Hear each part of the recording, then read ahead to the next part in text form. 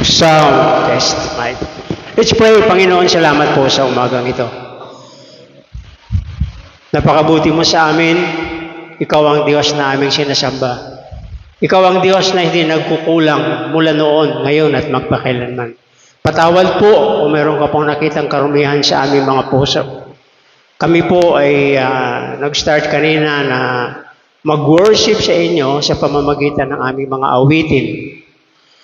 Ngayon, Panginoon, narito kami ay sa inyong mga salita sa Romans chapter 12 na kami po ay sasamba sa inyo, dala namin ang aming mga sarili upang ihandog namin ito bilang buhay, banal at kalugod-lugod na pagsamba namin sa inyo. Salamat po, i-bless po ninyo ang bawat isa.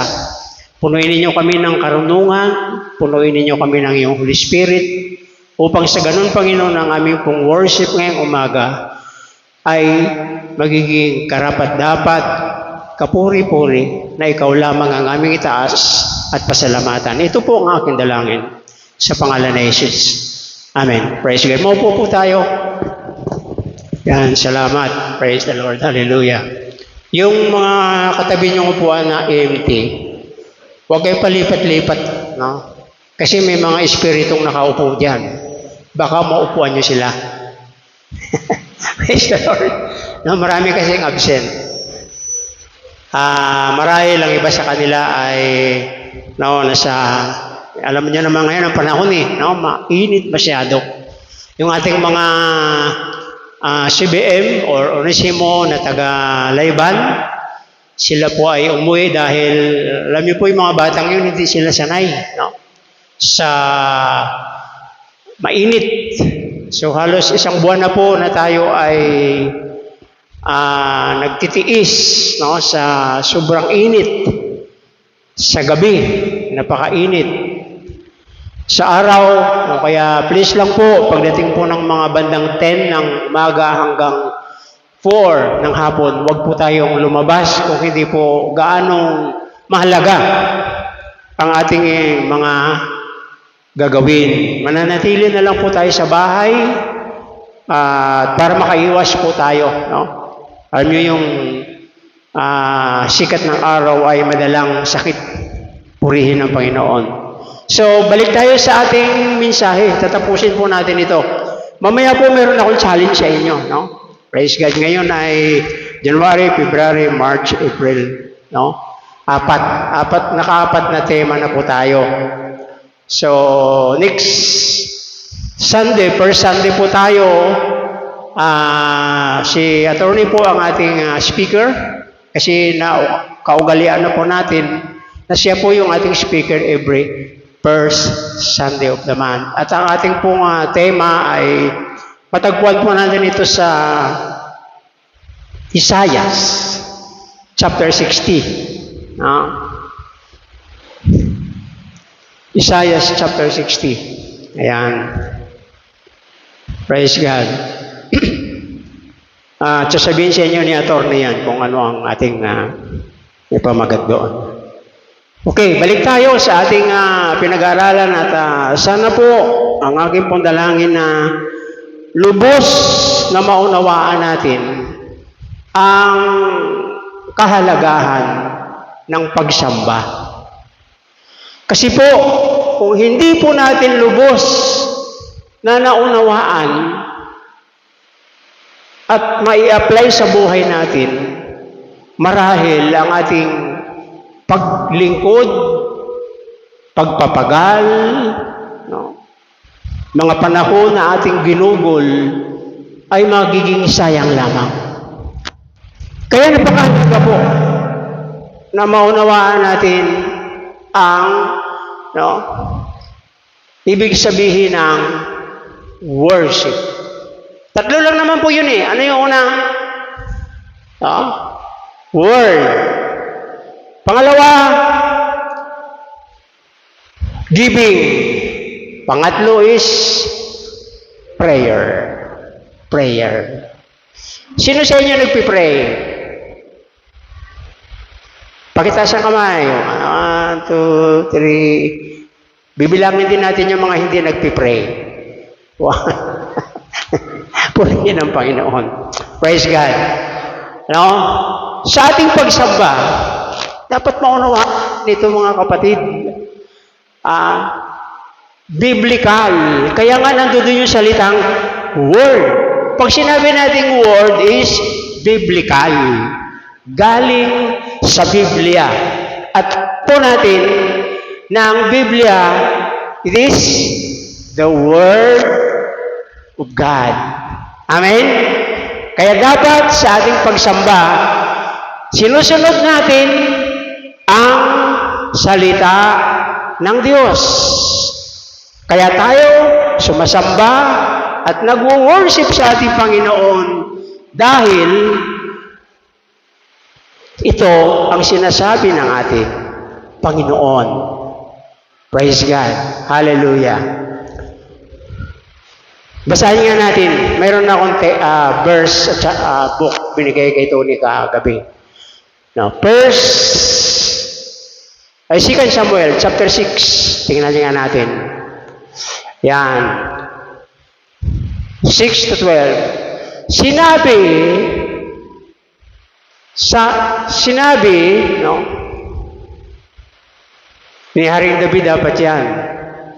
No? Pagpalain ng Panginoon ang sambahayan. Pinagpala ng Panginoon ang sambahayan na Obed-Edom. At ang lahat ng nauukol para sa kanya. Medyo mahirap kasi King James yan. Pero pareho lang naman yan. Dahil sa kaban ng Diyos. Bakit pinagpala ang tahanan o ang bahay ni Obed-Edom? Alam ba ninyo yung lahi ni Obed-Edom? Siya po ay isang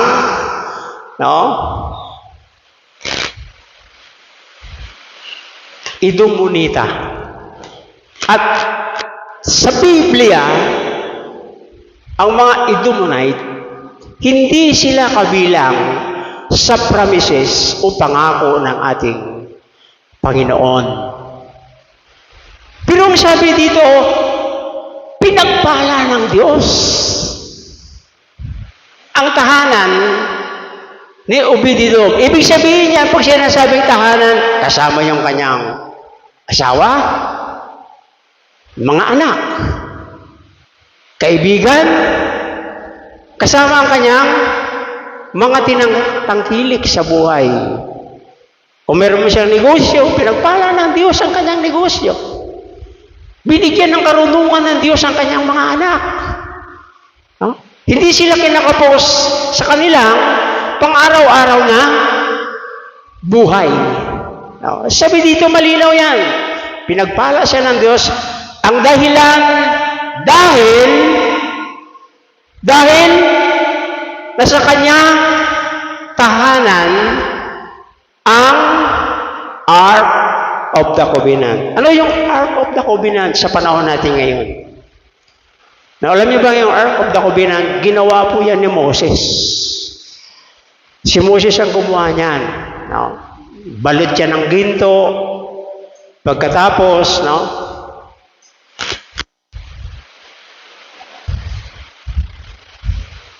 may mga inilagay doon sa loob. Pagkatapos mayroon dalawang kerubin, nakaunat ang pakpak, at doon sa loob nakalagay ang 10 utos ng ating Panginoon. Ibig sabihin, ano po? Yung Ark of the Covenant, sa panahon natin ngayon, nakikita pa ba natin ito? Hindi na. Ano ang Ark of the Covenant na dala-dala mo sa buhay mo? Ano ito? Ang ating puso. Yung ating heart.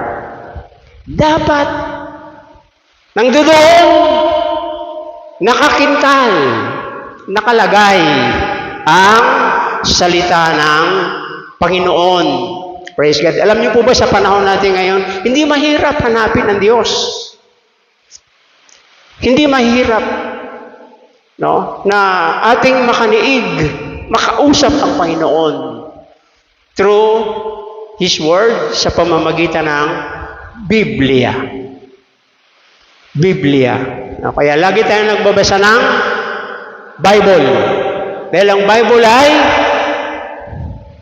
salita ng Diyos.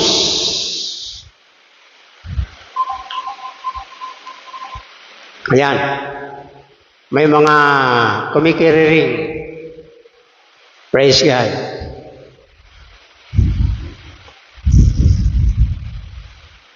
Mahalaga po ito mga kapatid. Gusto ko pong maunawaan natin ito at maintindihan. No? Salita ng Diyos. Balik po tayo doon. Balik tayo doon, Tony. Ayan, tingnan natin. Verse 7. At ang lahat ng nauukol para sa Kanya dahil sa kaban ng Diyos. Humayo si David at iniahon ang kaban ng Diyos mula sa bahay ni Obed-Edom patungo sa lungsod ni David na may kagalakan. Praise God. Nang ang mga nagdadala ng kaban ng Panginoon ay nakalakad ng na hakbang, sila'y naghandog ng isang dumulagang baka at isang 7 pinatabang baka. Nagsasayaw si David sa kanyang buong lakas sa harap ng Panginoon. At si David ay bigkis na isang ipod na lino.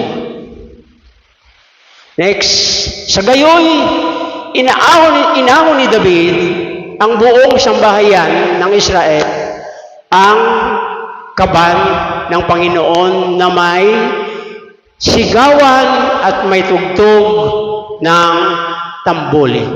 Next, sa pamamagitan ng kaban ng Panginoon sa lungsod nito, sabi niya, sa pagdating ng kabanatipan ng Panginoon sa lungsod ni David, si Mikol na anak ni Saul ay dumungaw sa bintana at nakita si Haring David na naglulukso at nagsasayaw sa harap ng Panginoon.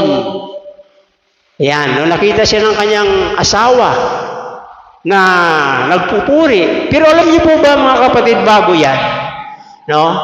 Dinala ko na lang doon sa panghuli. Kasi before, si David ay mayroong malaking pagkakamali na ginawa. Ano po? Kung basahin natin ito, no? Makikita natin na ang unang plano na ginawa ni David ay kanya lamang sariling pag-iisip. No? Wala. Kapag ginagamit natin ang ating sariling isipan, ibig sabihin, no, hindi natin sinusunod ang kalooban ng Diyos. Sa ating pagsamba, dapat palaging napapaloob ang salita ng Panginoon. Pupunta ako sa church, mag-worship ako sa Panginoon dahil ito ang sinasabi ng Diyos. Marami ngayon pupunta sa church, iba ang kanilang motibo. Maraming dumadalaw sa church. Praise the Lord. Hallelujah. Iba ang kanilang pananaw. Kaya sabi ko nga po kanina, dapat magiging makatotohanan tayo sa ating pagsamba sa Panginoon. So makita natin dito na una ay error ang ginawa ni David. Kaya mayroon isang bagay na hindi maganda, na nangyayari sa kapulungan. Kapag hindi tama ang ating ginagawang pag-worship sa Panginoon, hindi ito tatanggapin ng Diyos at hindi natin maranasan ang kanyang pagpapala. Ano ba yung nararapat?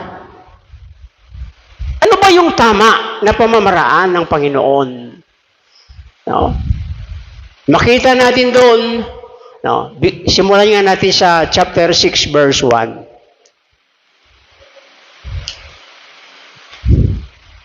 Ayan, muling tinipon ni David ang lahat ng piling lalaki sa Israel na 30,000.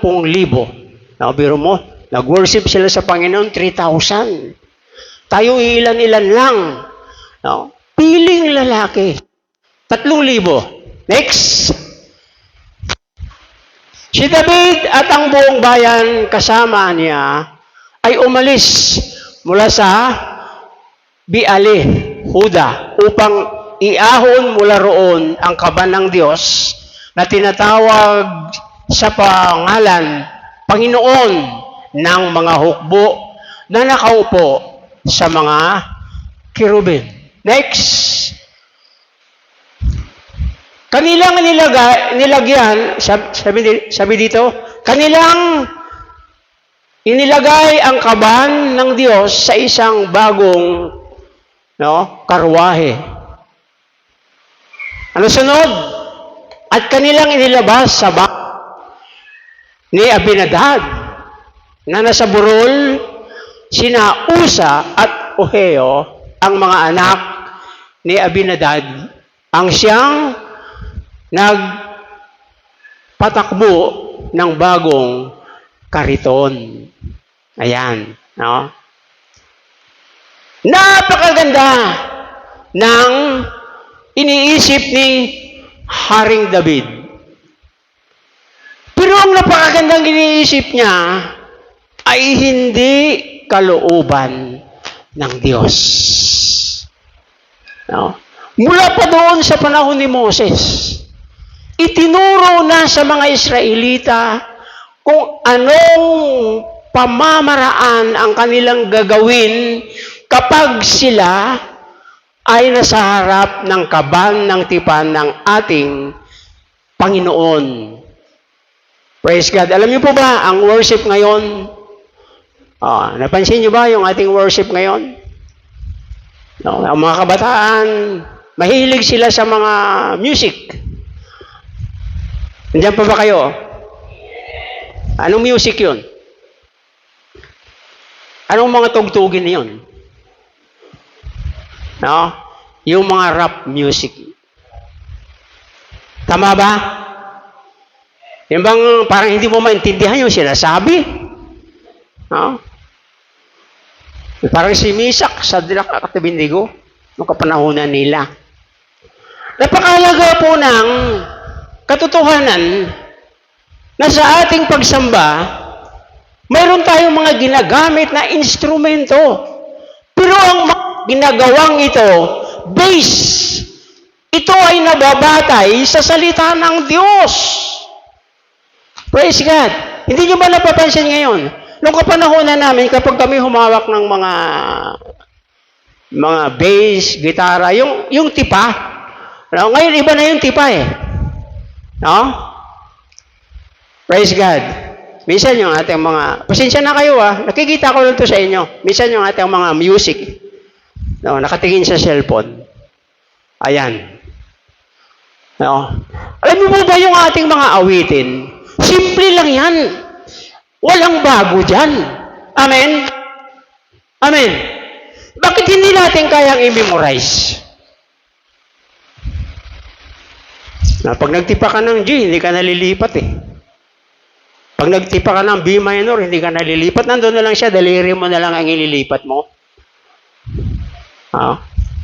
Para bagang kuminsan hindi natin mabigyan emphasize o hindi natin ma-emphasize ng isa-isa kung ano ba ang halaga ng music. Praise God. Ano ba yung halaga ng tugtugan? Praise the Lord. Tingnan ninyo. No? Itong dalawa, na may dala sila po yung hawak-hawak, may hawak ng, karito na hila-hila ng dalawang baka. Sila yung napahamak. Kasi hindi tama ang kanilang ginagawa. Sino may kasalanan? Si David. Kasi plano niya ito eh. Amen? Praise God. Praise the Lord. Bakit baka yung pinili nila? Pwede naman kabayo. Pwede naman asno. Bakit baka? Nung panahon ni Moses, ang baka, yun po yung pangunahing hinahandog para sa kabayaran ng kasalanan. No? Kaya tandaan po natin, kapag tayo nag-worship sa Panginoon na madalian, malamang tayo ay magkakamali. At kung tayo ay nagkakamali sa ating worship, hindi natin maranasan ang presensya ng Diyos. Anong ginawa ng Panginoon? Sa halip na tao, kaya nga sabi ng Panginoon, chapter 13 ng Exodo, Moses, gumawa, 15 ba yun? Gumawa ka ng, kaba ng tipan. Ito yung sukat. Balutan mo ng ginto sa loob, balutan mo ng ginto sa labas. Lalagyan mo ng tenga. 4 na tenga, kaliwat kanan, pagkatapos gumawa ka ng pingga. Balot ito ng ginto, isuksok mo doon, pagkatapos ipabuhat mo ito sa mga tao na kung saan sila ang nakatalaga upang dalhin ang kaban ng tipan. Sino ito? Sila yung mga Levites. Sila yung mga Levita. Kaya yung ating mga praise and worship, sila po mga Levites. Mga Levita sila. Sila yung mayroong authority na magdala ng kaban ng tipan. Sa kanilang mga balikat na kaatang. Ang paglaya, ang pagtatagumpay, at ang kalakasan o biyaya na tatanggapin ng bansang Israel. Nung ganun po kabigat ang kanilang responsibilidad. Kaya po yung mga praise and worship natin, dapat alam natin yung ating responsibilidad. Punta tayo sa panahon ni Josue. Tingnan nga natin. Joshua chapter 3. Chapter 3 muna. Binigay ko na yan kay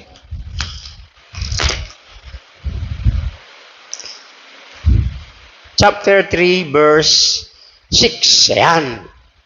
At nagsalita si Josue sa pare. Buhatin ninyo ang kaban ng tipan at mauna kayo sa bayan. Praise God. Means Word of God. Amen. Hindi tayo pwedeng mag-worship sa Panginoon na dala lang natin ang ating sarili. Hello? Mag-worship ka sa Panginoon. Sarili mong diskarte, sarili mong ginagawa. Hindi mo sinusunod ang pamantayan ng salita ng Diyos. Kaya nga sabi ko kanina, napakahalaga ng responsibilidad natin. Praise God na para bagang, yan lang, parang yun lang. Pwede natin iwanan kung kailan natin gusto Pwede natin balikan kung kailan natin gusto. Wala talaga sa isip at puso natin ang responsibilidad na ito. Kaya marami mga tao yung napapahamak. Praise God. Buhatin ninyo ang kaban ng tipan at mauna kayo sa bayan. Laging nanguuna ang salita ng Diyos. Praise God. At kanilang ibinuhat ang kaban ng tipan at nauna sa bayan. Next. 7. At sinabi ng Panginoon kay Josue, tandaan po ninyo lagi, nangdoon ang Panginoon. Gumawa si Josue, nag-utos si Josue, hindi sa kanyang sarili. Alam niyo po ba mga kapatid, sinasabi ko ito hindi sa ganang akin. Ito ay galing sa salita ng Diyos. Sa araw na ito, pasisimulan kong gawin dakila ka sa paningin ng buong Israel upang kanilang makikilala na kung paanong ako'y kasama ni Moses ay gayon ako sa iyo. Praise God. No?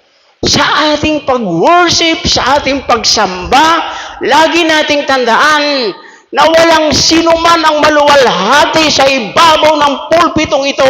Walang ibang maitanyag sa ibabaw ng pulpitong ito maliban sa ating Panginoon. Why? Sabi niya, ipapakilala ko sa bansang Israel. At itatanyag kita sa bansang Israel. Praise God.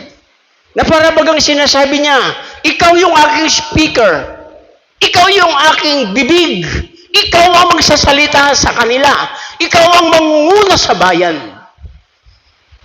Imagine mo, nangunguna ka sa bayan, walang himala ang ginagawa mo. Bakit? Puro sarili natin. Kagustuhan natin. Karunungan natin.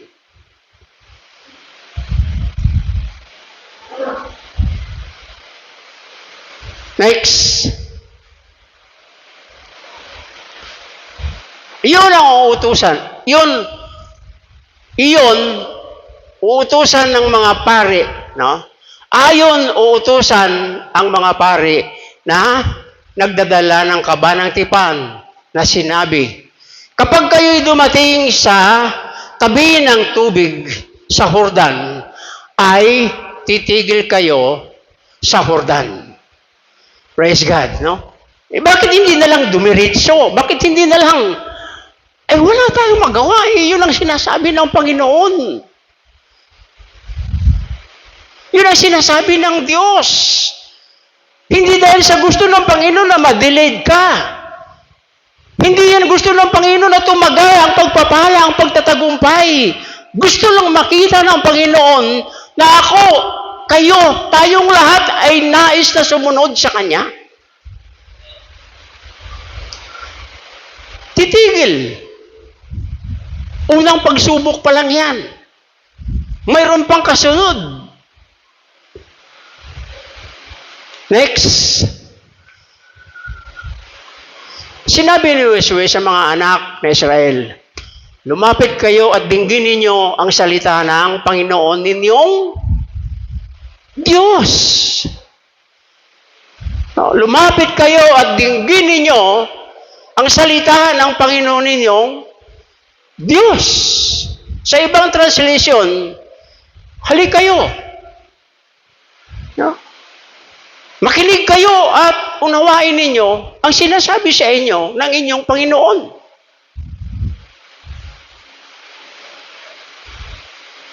Anong verse na tayo, Tony? 9. Okay. Chapter 6. Meron pa isa yan. Ayan, o. Ayan. At 7 pari ang nagdadala ng 7 tambuli na mga sungay ng tupa at umahon nga ang kaban at ang ikapitong araw ay inyong papaligiran ng 7 ang bayan at hihipan ng mga pari ang mga tambuli. Praise God.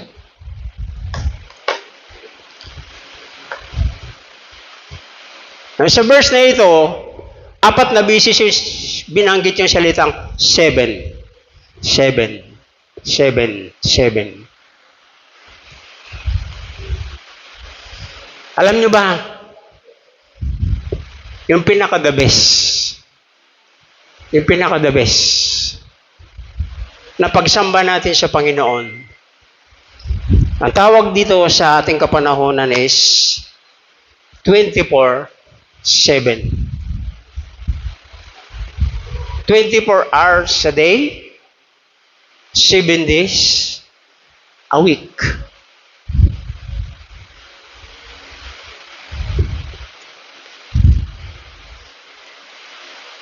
Titingin tayo sa ating GC. Sino kaya siyang leader? Sino kaya tutugtog?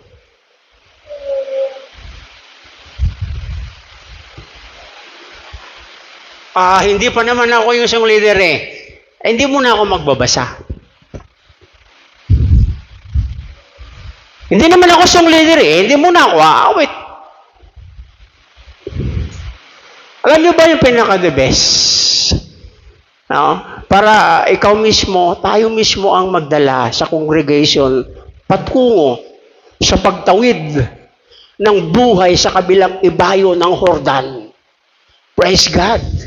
Hanggang ngayon, nandito pa tayo sa Ilog Jordan, hindi pa natin naitawid ng maayos ang ating buhay.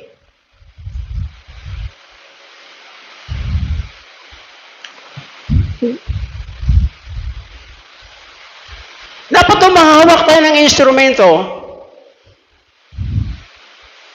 7 bisis sa loob ng isang linggo. Dapat nagpa-practice tayo ng ating mga awitin 7 bisis sa isang linggo. Para pagdating ng linggo, kaya yan, tingnan nyo, ano nangyari? Diba kakapa-kapa, papatik-patik ng drum, kakalakalabit ng bass. Ano ba?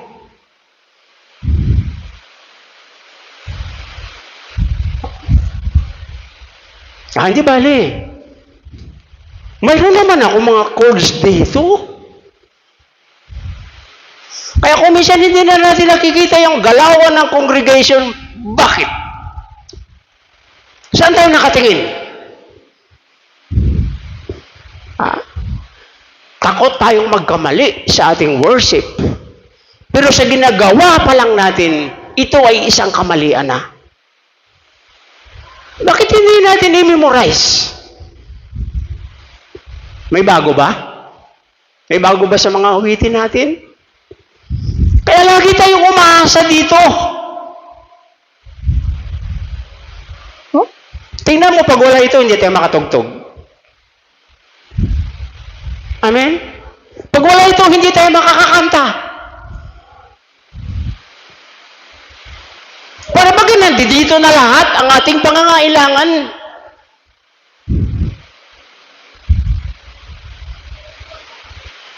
Worship, napakahalaga nito mga kapatid. Ano ang ginawa ng Diyos?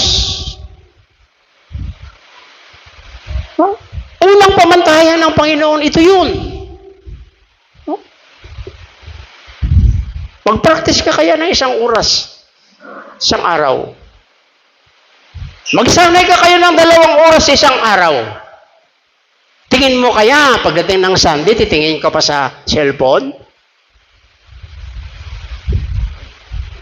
Nakakita na ba kayo ng mga nagko-concert? Talong-talo tayo ng mga taga-sanlibutan. Yung ba ating ina-idol na, ano ba itong ano ito? Yung hill song. Sila ba habang tumutugtog nakatingin sa cellphone?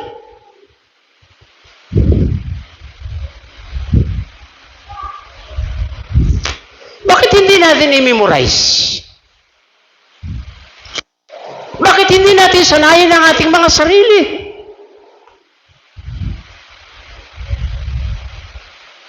Dito walang magaling. Amen? Sabi mo nga sa katabi mo, hindi ka magaling. Sino magaling? Ang Diyos na nagbibigay ng instruction. Itinatama niya yung ating mga maling pag-iisip about worship.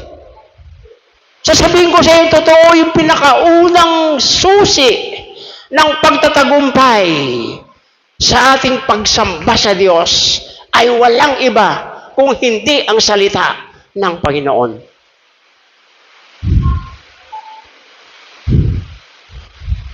Praise and worship leader ka.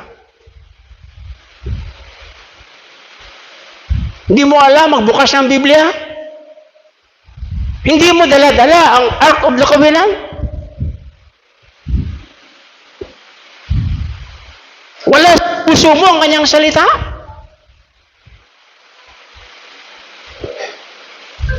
Ano gagawin natin?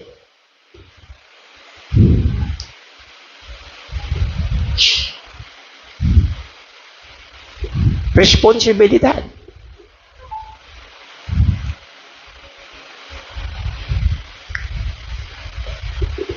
Salita ng Diyos. Salita ng Diyos. Dapat, pagpatong natin sa pulpitong ito, dala natin ang salita ng Diyos. Ako man, kung ipapangaral ko yung aking sarili dito, mag-out na ako.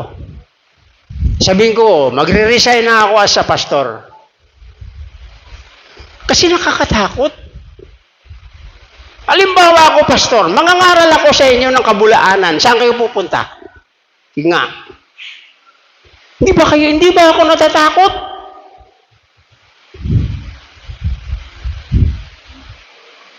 Alam mo ba, pagdating ng araw, babalik tayo sa himnal. Amen. Hallelujah.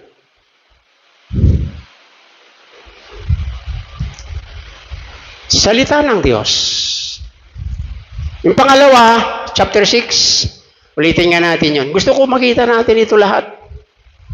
No? Joshua, chapter 6. Ayan, verse 4, verse 5. Ayan, kapag hindi pa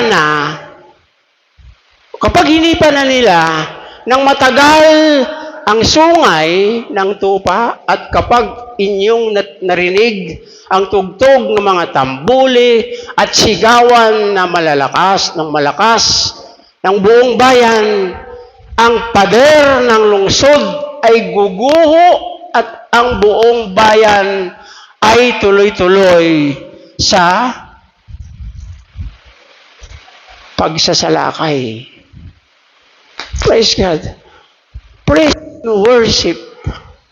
Ang ating pagpupuri sa Diyos, ito yung unang-unang humahampas ng pader. Ito yung unang-unang bumabagsak sa kapangyarihan ni Satanas sa ating buhay. Ang pagpupuri natin sa Panginoon, ang pagsisigawan natin sa Diyos, ito yung palatandaan ng salita ng Panginoon na nasa buhay natin. At kapag ang salita ng Diyos ang siyang ating gagamitin sa ating pagpupuri, sabi sa Biblia, ang pader ng Jericho ay babagsak. Ano ang ibig sabihin ng pader ng Jericho? Yung ating mga suliranin, yung ating mga problema, yung ating mga kinakaharap na mga sirkumstansya sa buhay natin, yung mga pag-aalinlangan, yung mga sakit, kahirapan na ating nararanasan. Kapag totoo ang ating pagpupuri sa Diyos, lahat ng ito babagsak at tayong lahat ay maluwag na makakapasok sa kapangyarihan ng banal na Espiritu Santo at makilala natin na ang Diyos na ating sinasamba ay Diyos na makapangyarihan. Praise God. Bihasa. Sanay. Amen. Bihasa sila. Sinabi lang ni Joshua with instruction. Alam niyo po mga kapatid, kapag kayo bihasa sa salita ng Diyos, kunting instruction lang. Alam niyo na gagawin niyo. Pero kung hindi ka nagbabasa ng Biblia, hindi ka bihasa. Nahihirapan kang unawain ang instruction.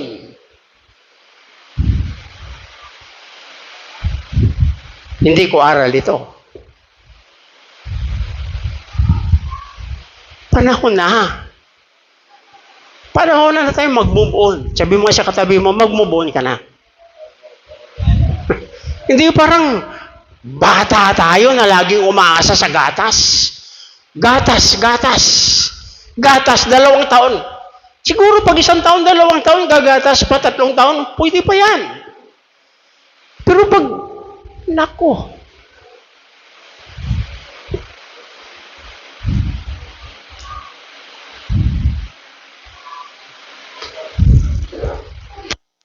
next. Ayan o. Kaya tinawag ni Josue ang mga anak ni Nun, ang mga pari at sinabi sa kanila, wow! No, anak ni Nun. Sino ba yung anak ni Nun? Sino ba si Nun? Ha? Si Nun, isa sa 12 na inutusan ni Moses na mag-spy. Bago yung 2 espiya na inutusan ni Josue, o pagkatapos, si Nun, si Caleb at si Joshua, sila yung mga orihinal. Ano po? Sila yung mga kasunod ni Moses.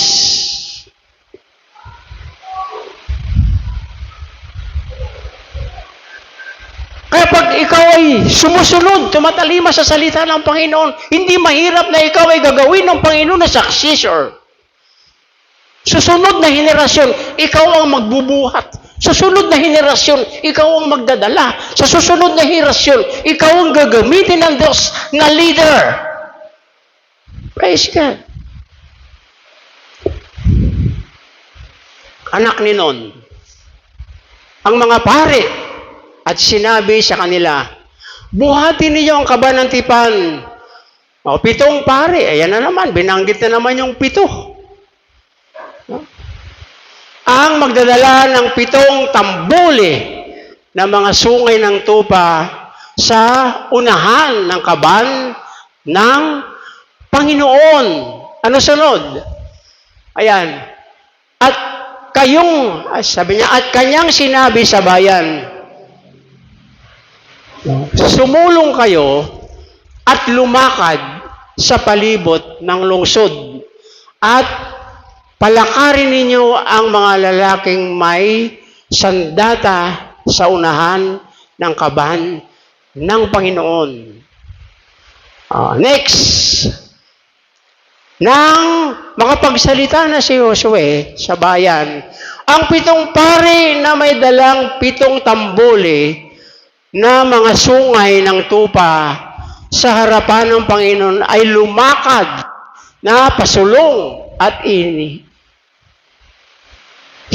hinipan ang mga tambuli at ang kaban ng tipan ng Panginoon ay sumunod sa kanila. Next!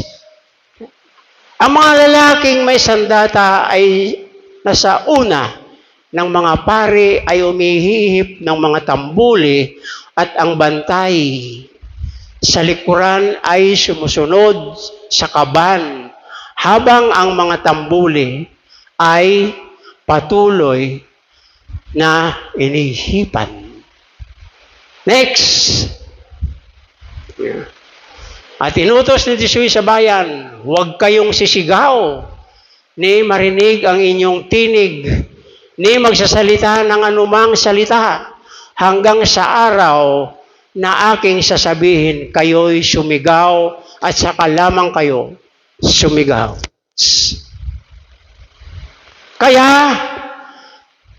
Kaya't kanyang inilibot nang minsan sa lungsod ang kaba ng Panginoon, sila'y pumasok sa kampo at nagpalipas ng gabi doon. Ayan. Once a day, dala-dala nila ang Ark of the Covenant. 4, ang saserdote na mga anak ni Nun. 2 sa unahan, 2 sa hulihan. Kaya kanina hindi maganda yung tugtog natin. Kasi si Michael yan yung nagitara. Gusto ko sana mag-drum. Pero baka mabutas. Hallelujah. Praise God. Mga kapatid, ayusin natin ang music. Ayusin natin ang ating pagtugtog sa Diyos. No? Ito yung inaantay ng Panginoon sa atin. Praise God. Subukan mo munang ikaw mapuspos ng kapangyarihan ng Diyos. Subukan mo muna ang salita ng Panginoon ay nakalagay sa puso mo. Magbasa ka ng Biblia araw-araw. Pasalamatan mo siya. Purihin mo siya. Huwag ka lang humawak ng gitara every Saturday. Every Sunday. No! Huwag mo gawin yan. Hindi mo pwedeng, no? Himukin ng Diyos para samahan ka. Kasi may mga panuntunan. May mga protocol.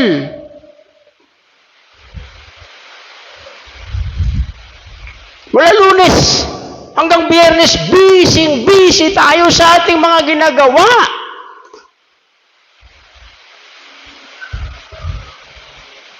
Dahil sa busy natin, tinatawagan na tayo ng Panginoon. Dial ang ating Panginoon. Ay, laging narinig na sa cellphone natin, number your dial at not yet a service.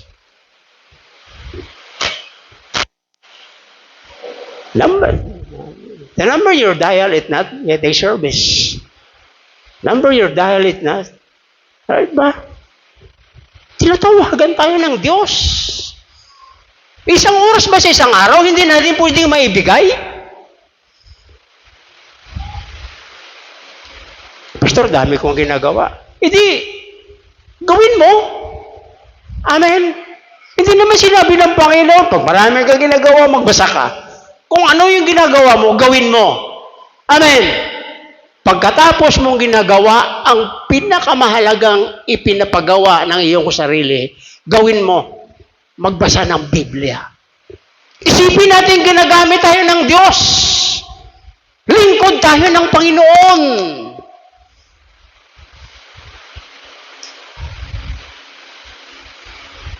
Kaya maraming ayaw ng disipulo. Ayaw nila ng disciple.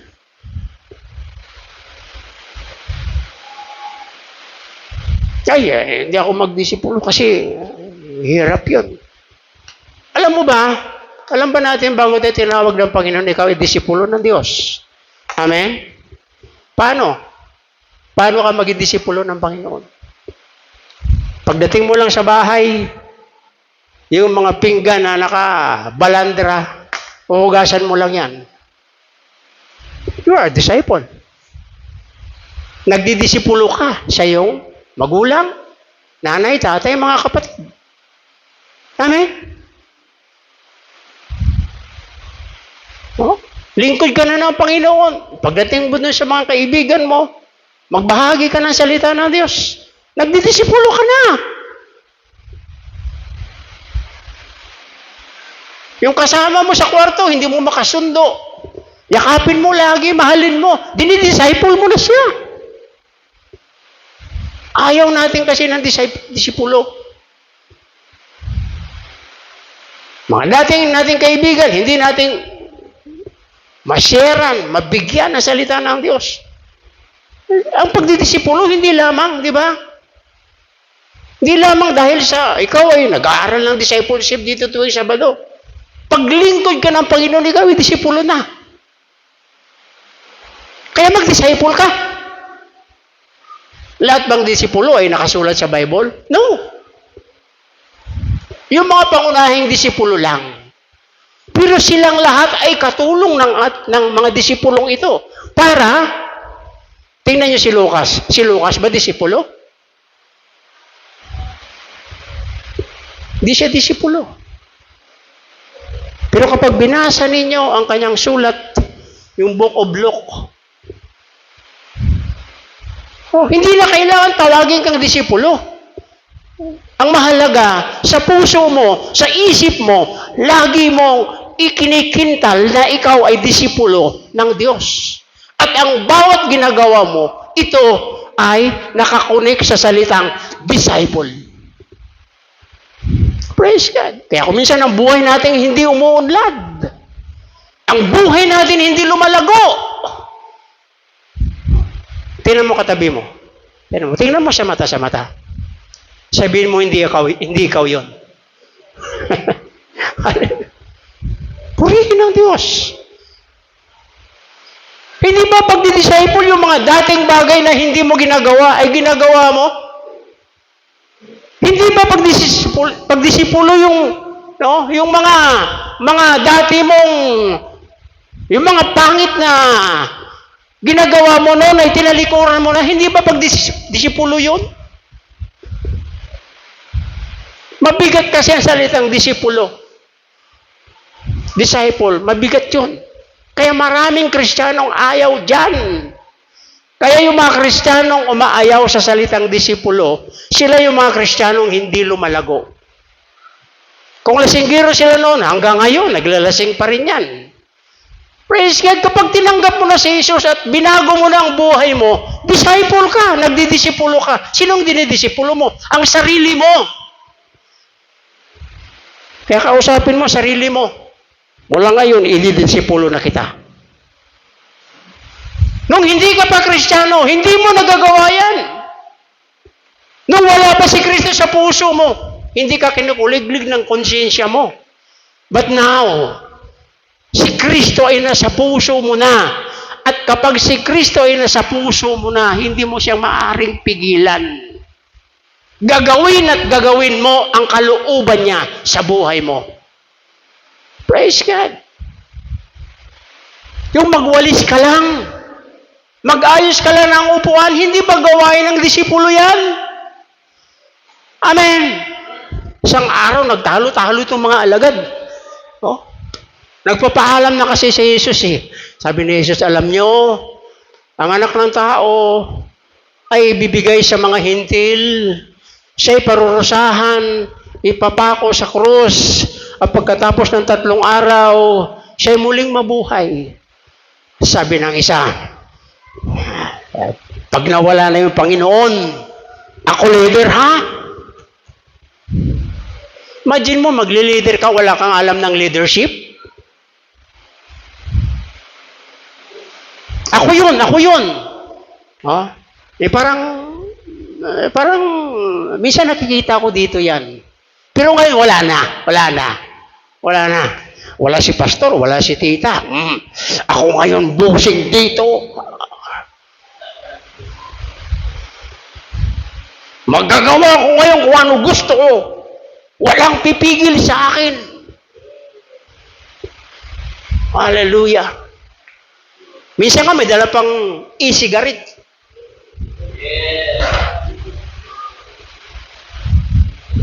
Minsan nga sa loob ng church, nagmumura. Oh. Pagkatapos magmura, sasabihin, ay.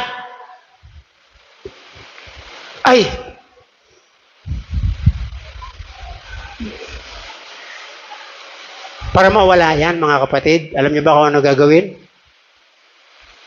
Isipin mo lagi na ikaw ay disipulo.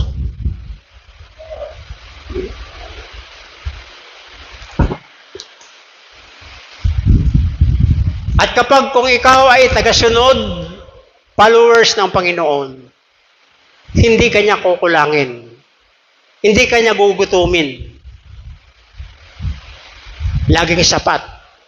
Tingnan mo yun, John chapter 6. Diba? Lahat ng sumunod sa Panginoon, pumunta sila sa bundok. Hallelujah! Kung minsan hindi natin naiisip ito, kasi hindi tayo laging babad sa salita ng Diyos. Hindi tayo laging aware sa ating mga kapaligiran, sa ating mga kausap, sa ating mga ginagawa, kasi hindi tayo nagbabasa ng salita ng Diyos. Alin ba yung pinakamagaling na mga ngaral? Ipangaral nila ang kanilang sarili, ang kanilang mga pagpapala, o ipangaral nila ang salita ng Diyos. Noon pa sinasabi ko na ito sa inyo. At habang may hangin na dumadaan dito, habang mayroong boses na dumadaan dito, hindi ako titigil na laging i-remind sa inyo na lagi kayong magbasa ng Biblia. Sauluhin ninyo ang mga verses na inyong binabasa. Hindi natin masaulo ng isang araw, 2 araw, isang buwan, isang taon, habang nandito tayo. Dapat ang puso natin palagi ay punong-puno ng kapangyarihan ng Diyos. At kung saan ang salita ng Diyos, nandoon ang kanyang kapangyarihan. Pastor Rolly, tingnan mo, nagturo ng discipleship. Yung mga tinuruan,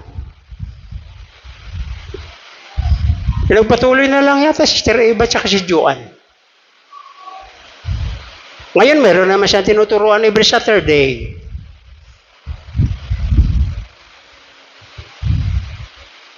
Pero bakit sinasayang lang natin yung mga oras? Kung ganyan lang naman na iniisip mo, na para bagang naglalaro ka lang, itigilan mo na. Tigilan mo na, wala kang mapapala dyan. At kung saan ka masaya, gawin mo. Pero tandaan mo, lahat ng ginagawa natin, mabutit masama, mananagot tayo sa Diyos. Pananagutan natin yan. Darating ang araw, lalabo ang iyong paningin.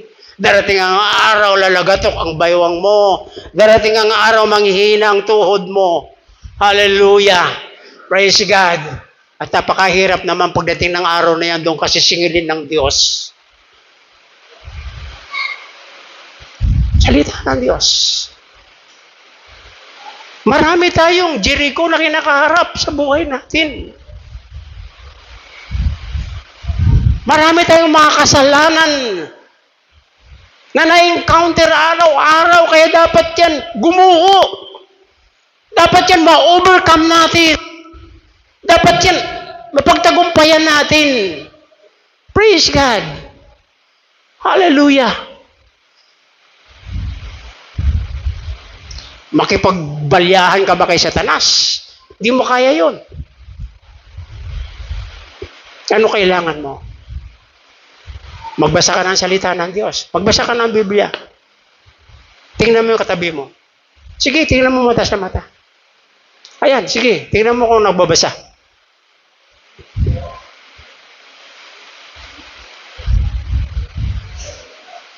Pagising natin sa gabi, bago tayo matulog sa gabi, mayroon pa tayong good night eh.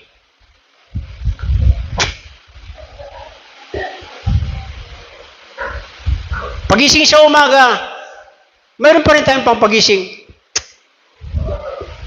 Naku.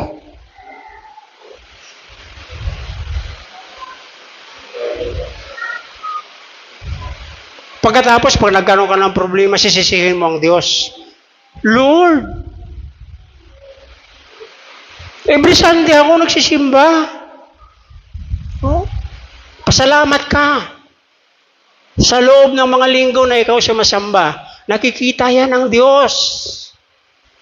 Kaya hinayaan ng Panginoon na ikaw ay magpapatuloy sa iyong pag-worship sa Panginoon. Pero ano nangyari? Nagkaroon ka lang ng konting pagsubok. Pinahintulutan ng Panginoon ng pagsubok dahil ang gusto ng Panginoon sa iyo na ikaw ay lumakas, ikaw ay tumatag, matuto kang tumanggap, matuto kang mag-appreciate, matuto kang gumawa, hindi sa sarili mo, kundi sa kanyang kalooban. At yan ay kung minsan dinadaan ng Panginoon sa pagsubok. Hallelujah! Ano nangyari? Hindi ka lang sinagot. Hindi ka na nakikita sa church. Hindi mo lang na nakuha yung gusto mo. Hindi ka na nagsisimba. Praise God. Hallelujah. Marami pang mga bagay tayong dapat pag-usapan. Pero, kaya ko in-elaborate sa inyo ito dahil ngayong linggo matatapos na ito. Worship. Pagsamba. Purihin ang Panginoon.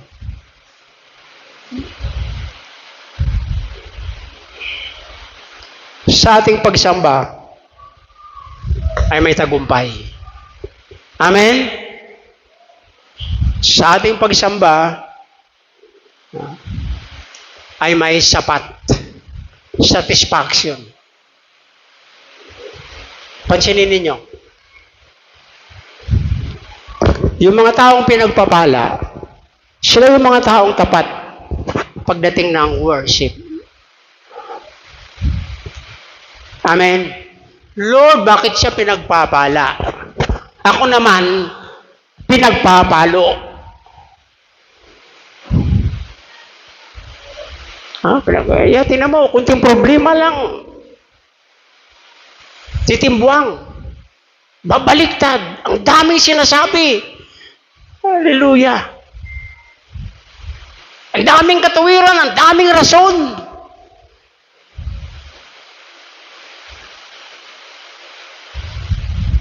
Alam niyo kung sa rasunan lang, katuwiran lang, dito sa lugar na ito, dito kayo tumira, magsasawa kayo ng katuwiran. Yung bang parang iniisip na natin na yung ginagawa natin, tama? O bakit ka ganito? Kasi, pas, ganito yan, pas eh. O? Pas ganito yan, pas eh, o? Papaspasan ko kaya ulo mo. Hallelujah. Bakit hindi tayo buong pagpakumbaba na sumunod sa Panginoon? Sabihin mo nga sa katabi mo, gusto ka ng pagpalain ng Diyos. Amen? Praise God. Alam mo yung iniisip mo, higit pa yung iniisip ng Diyos. Pero ang problema ganito, hindi tayo sumusunod.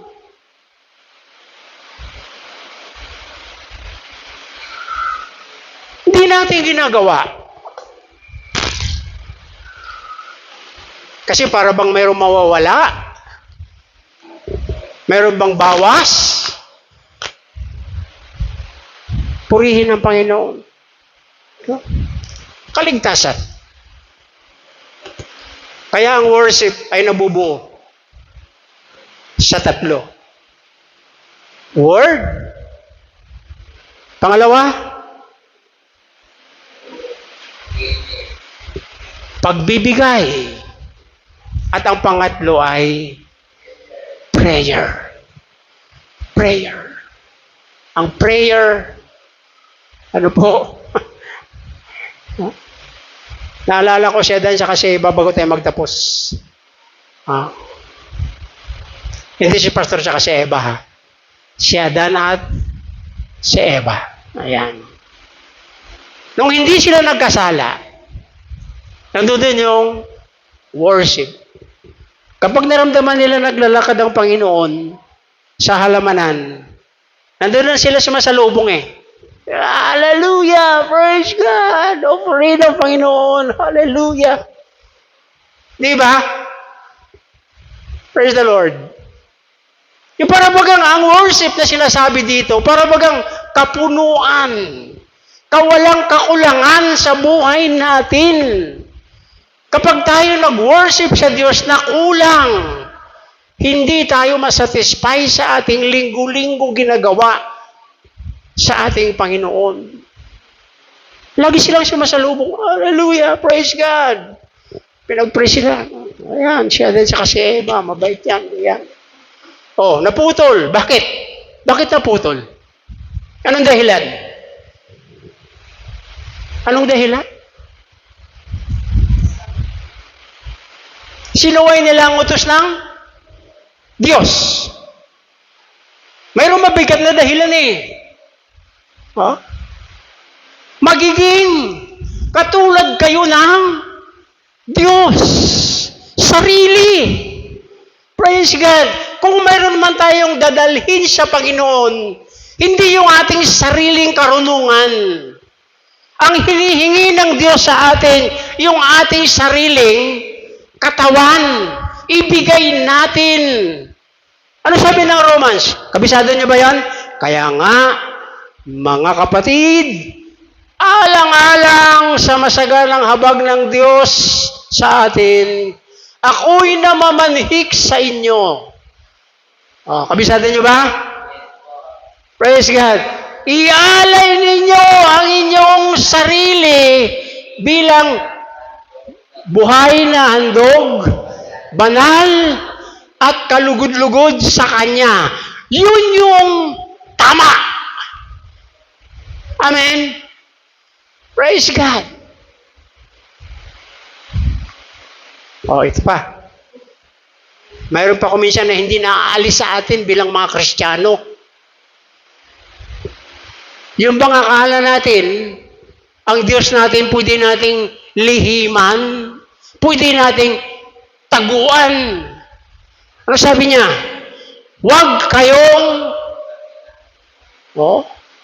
umayon sa takbo ng mundong ito. Mag-iba na kayo at magbago ng isipan. Praise God. Praise the Lord. Yung ating isip ay laging nakatuon sa Diyos. Pwede ba natin dalhin sa church ang worldling pananalita? Worldling gawain? Ewan ko lang itong mga alaga natin dito, may mga cellphone sila. Ito ay isang mahigpit na babala sa inyo. Baka mamaya mga pinapanood nyo sa loob ng church, mga pornographic. Ingat kayo.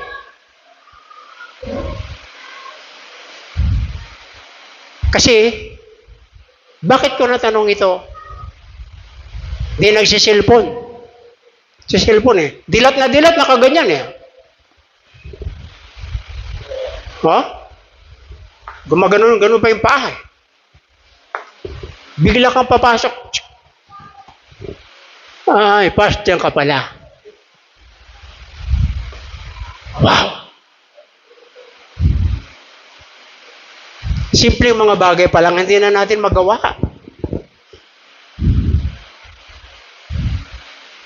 Lahi talaga tayo ni Adan at ni Eva. Laging lumilihis sa Diyos. Na huwag niyong gawin yan. Huwag niyong gawin dito sa church. Imbis pagpapala, ang mangyayari sa iyo ay sumpa. Purihin ang Panginoon. Maging magalang tayo, mapagpaumanhin, mapagpakumbaba, masunurin, mapagmahal sa kapwa, maibigin sa kapayapaan. Laging puno-puno ng pag-ibig ang ating puso. Ng ating mga ginagawa ay hindi lamang natin ginagawa para sa tao, kung hindi ginagawa natin ito para sa Panginoon. Praise God. Worship. Worship. Napakahalaga nito mga kapatid. Nung panahon nila, yun yung kanilang ginagamit. Sa panahon natin ngayon, moderno na. Amen? Praise God. May mga tambuli pa ba? Flute. Di ba? May mga saxophone, kung tawagin. Saxophone. Flute. Ano pa ba? Harmonica. Ano pa? Yung mga ganon. No, yung mga gitara ni David. Pero moderno na tayo ngayon. Kaya kung ano man ang dumarating sa panahon natin ngayon, gamitin natin para sa kapurihan ng Diyos. Huwag nating haluan ng ano pa mang mga bagay na nagiging dahilan. Praise God, tingnan niyo si David. Bumagsak, nagalit. Bakit siya magagalit? Bakit ka magagalit? Mali yung ginawa. Amen? Tayo pang gumawa ng mali. Tayo pa yung magagalit. Tingnan mo si David. Chapter 6. Nagalit siya. Nagmurmur, nagmukmuk. Hindi makausap. Mahalaga pa man yung mga anak ni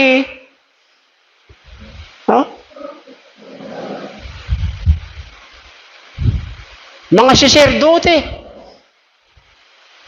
Nawala tuloy. Namatay tuloy. Purihin ang Panginoon. Worship. Ang pagsamba ay binigay ng Diyos. Si Adan sa si Eva, nung sila'y lumihis, error, nagkamali, nung maramdaman nila na naglalakad ang Panginoon sa halamanan, anong ginawa nila? Anong ginawa nila? Nagtago. Nang akala natin, pwede tayong magkubli at magtago sa Diyos. Praise God. Tinawag sila ng Panginoon. Adan, Eva. Hindi yan sa nangangahulugan na tinawag sila ng Diyos dahil hindi sila nakita ng Panginoon. Lagi nating tandaan kapag tayo nagkakamali, tinatawag tayo ng Diyos. Amen. Hindi para dagdagan yung ating pagkakamali. Kung hindi, aaminin natin ito sa harap mismo ng Diyos at humingi tayo ng tawad. Lord, sorry. Anong ginawa? Tira lang kayo dito ng 1 linggo. Tinakong ko tatagal kayo. Pag nagkamali yung isa, oy, ano ginawa mo? Si ano kasi? Si Floji kasi. Si Cyrus kasi. Oh? Pag si Adan sa kasi iba, ayaw tumanggap ng kanilang nagkamali ka na nga, ituturo mo pa sa iba. Lord, sorry. Di ko na po ulitin. Amen. Praise God. Na talagang tayo ay mga lahi ni Adan at ni Eva. Spiritual speaking, lahat ng lahi ni Eva ay nagkasala. Lahat ng lahi ni Adan ay nagkasala. Yung old Adan, but ngayon mayroon tayong modernong Adan. Sino yon? Sino yon? Si Jesus. Romans chapter 5. Basahin nyo kasi yung Biblia.